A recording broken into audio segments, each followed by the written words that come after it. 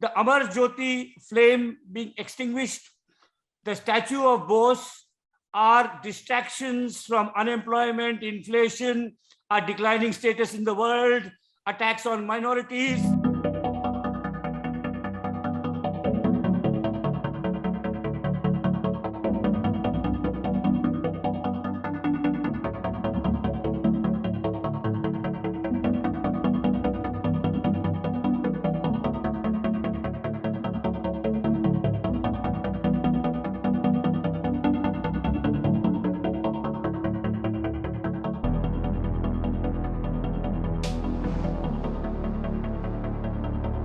And in some ways, clearly, democracy has deepened. The fact that you have Narendra Modi as Prime Minister of India from an OBC background, Mamata Banerjee, who has no dynasty connection in politics at all, is also completely self-made. These are signs of the deepening of Indian democracy.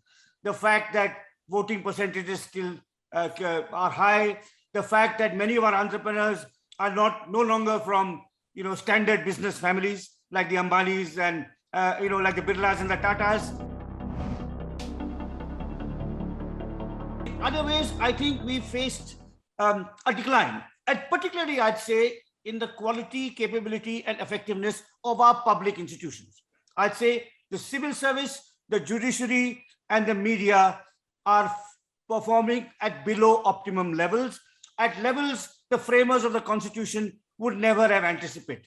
They would have been horrified. I mean, if people like Ambedkar and his colleagues had seen the timidity and the laggardness and the delays in the judiciary, if they had seen how much of the media is completely captive to the ruling party, how bureaucrats and police officers just subserve their political masters and not what is laid down in the Constitution, I think our institutional decay, I think, is a major issue we face, which has been going on for a very long time. It's not only a product of this government. It dates at least to the 70s and the Congress government of that day. So secular institutional decline, I think, is something that should worry all of us. More recently, of course, sectarian polemics and calls for genocide against the minorities and so on which all our the ruling party politicians are completely silent. The leaders of the RSS are also completely silent, incidentally, on such questions. So these raise question marks about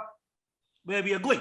But for a country as large and complicated as India, things don't always move in a unilinear direction.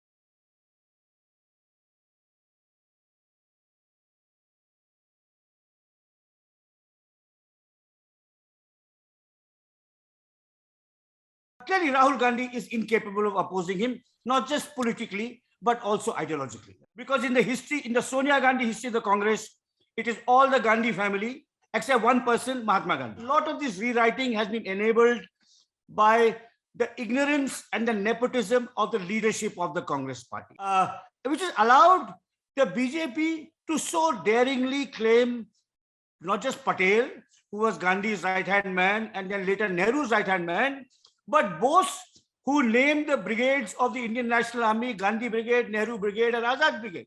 And this has only been enabled because Sonia Gandhi and the Congress Party discarded Patel and Bose and many others. Why is he being celebrated there? One is that the RSS and the BJP did not participate at all in the freedom struggle, so they have no icons of their own. The second reason is, of course, that he's not Nehru. And the third reason, and the more interesting reason, is that there is the macho masculinity of the BJP and the RSS and the Sangh Parivar. The Amar Jyoti flame being extinguished, the statue of Bose are distractions from unemployment, inflation, a declining status in the world, attacks on minorities.